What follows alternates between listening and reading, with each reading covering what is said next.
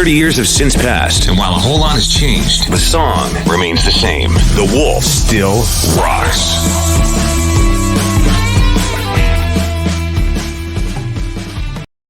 Hey there, once again, it's Brian Ellis, morning show host, 101.5 The Wolf, and we continue our Wolf 30th birthday video series.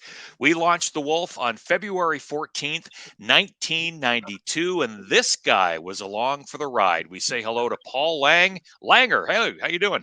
Hey, very good, very good. I wasn't there at the beginning, but I was there for quite a bit of it, yeah. You were there, you were along for the ride, absolutely. Yeah. Look what I found. Hey, hey. Nice. Not only did I find it, I'm glad that it fits. Yeah, that's the other thing, right? So tell us, Langer, when did you join us at The Wolf?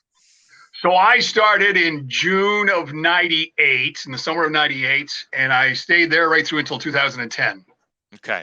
So when you came to us, I remember that you started part-time with us, right? When you first started out. And where did you come from at that point? I was in between. I was doing some other things on the go at the time, and I thought, no, I'd like to get back into it. I heard that there was an opening, and so that's when I gave you the call. And yeah, I started on the weekends. So yeah, and then it did progress there. You eventually took over with the special events area and the What's Happening reports. And things go all the way around, because right now, while I'm here in Hamilton, that's what I do now here is I'm doing the What's Happening reports. So. And they're actually called that. They're doing the What's Happening reports. Yeah. Is that right? Oh my God. Yeah. In fact, I was just talking with to John Eaton the other day, and John Eaton started out the What's Happening reports with The Wolf when we launched in 1992. Throughout your time with us in Peterborough and your time with The Wolf, are there a couple of stories that stick out for you? A couple of memories? Oh, I could fill an hour, but yeah. So when you said that I first started there part-time, I started there and I'd met Johnny Mac in the hall. We had said hi, and that was about it. So John McFadden was doing morning news on The Wolf. Right. And Jay was taking off on vacation, and so I came in to fill in for him. So I knew who he was. We'd seen each other, but that was about it. And I love the double entendres. I just absolutely love a double entendre joke. And so Johnny had read a story about some guy in Peterborough. This would be in the summer of 98. He was going to be in the Guinness World Book of Records for having caught the biggest minnow. And so they had to send it in. I don't know how they did it, but they sent this minnow to be tested to see if it was a minnow. Comes out, no, it's not a minnow. And so John reports on Monday that this guy had lost out on being in the Guinness World Book of Records. Right after the newscast, I said to John, that's pretty cool about the guy that was trying to be in the World Book of Records. He goes, yeah. He said, it's too bad it wasn't a minnow. They're classifying it as a chub. And it's so sad that we're not going to get a local guy in the World Record book. I said, yeah, but I said, let's be honest. I said, if you're in the bar on a Friday night, do you want to be telling the ladies that you're in the Guinness World Book of Records for having the largest minnow or a big chub? Me and Johnny, we hit it off right then and there. We were good to go. That was it. Right then and there. Wow, that's so funny. And one other thing before we get you another memory from you, the thing I remember is when you joined us, we were broadcasting up on Television Hill. Okay, so and then we moved from Television Hill and we moved downtown to the corner of King and George. Do you remember that move? I remember the move. As a matter of fact, I don't know when you're going to air this, but the day that we moved would have been on, I believe, just Wednesday, 2 days ago. Mm-hmm. If I'm not mistaken, it was end of January.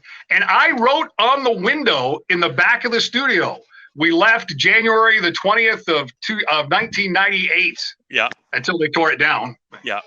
Oh, and I don't know whether you were involved with getting some of the stuff there, but like all of the announcers, we all had our cars there, and we had like CDs, CD players, furniture. We had no budget to move, I guess, and we all took turns, and we just loaded our vehicles, and it was a great big trek to downtown Peterborough. Share with us another favorite memory from your time with The Wolf. Well, before I got one other memory I'm going to tell you about, but I got to do this first. I know Lisa McDonald used to work in the newsroom afternoons with you when you were doing the afternoon shift. And when I was doing my What's Happening reports, I'd go over to the cruise and I'd do it over there. And then I'd come over and do it on the Wolf in the afternoon. I'd walk through the newsroom. And every time I'd walk through the newsroom, I would always sing, just pushing it, I'm not Lisa. I'm not Lisa. Okay. And she would get so irritated by that. So when you see Lisa McDonald today, you tell her I said hi, and I was singing to her. I'm not Lisa. Speaking of the newsroom, and back to the double entendres again, I was working one morning with Lindsay Fullman. Right out of college, just first job. This is her very first job. And so she read a story, did the sports, comes on after with the weather forecast. And I said to her right after the newscast, I said, hey, that's a pretty cool story about the new contraception for women, the patch. They just put it on. It's good for 30 days. She goes, I know. Isn't that something? She goes, like, you don't have to worry about whether you took the pill that day or not. If you go on vacation, you don't have to worry about packing it.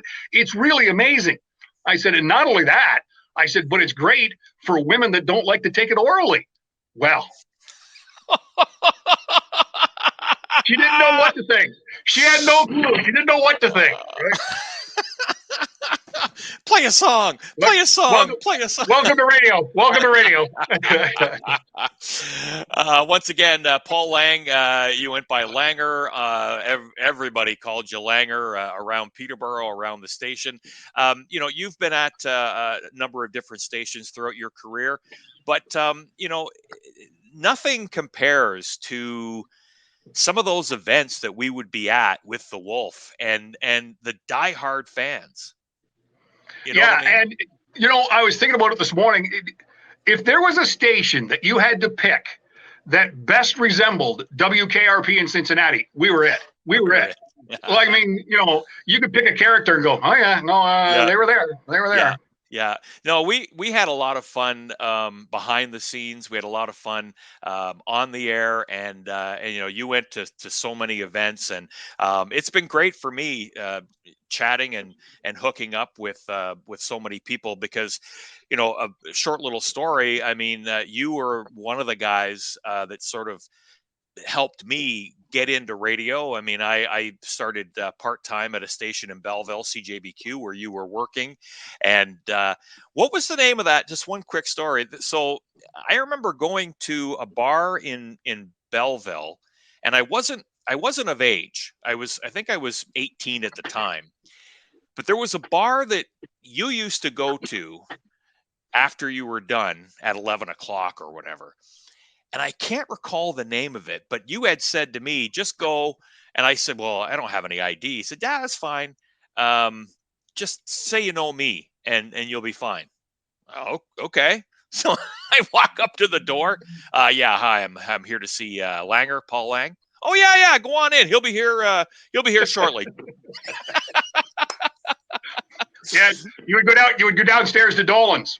Yeah, that's right. Dolan's. Yeah. Oh my God, that was so funny. I thought, man, that guy has made it.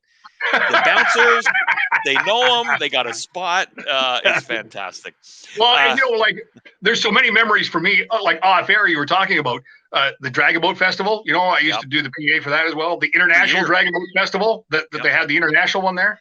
The flood relief concert that we had, the 8-hour one that we had down at the Memorial Center. I don't know if that was for one or two, but it was for one of them anyway. So, yeah, there's a lot of great memories from there. So. A lot of great memories. And tell us what you're up to these days, Paul. So I'm in Hamilton. If you're in the area, I still drink beer, so stop by. It's an invite. I'm just saying. I'm not saying I'm buying. I'm just saying stop by. I'm in Hamilton. I'm working doing the morning show here at the Grand. We play a lot of the 70s and 80s that you would have grown up with, just like you would have with the Wolf. So, we're. Oh, you froze, but I think we're good. There we go. Okay, we're good. Listen, excellent talking with you. It's been a lot of fun catching up with so many of the former announcers as we celebrate the Wolf's 30th birthday. We launched the Wolf February 14th, 1992. Paul Laing, thanks so much, buddy. I'm not Lisa. Have a good day.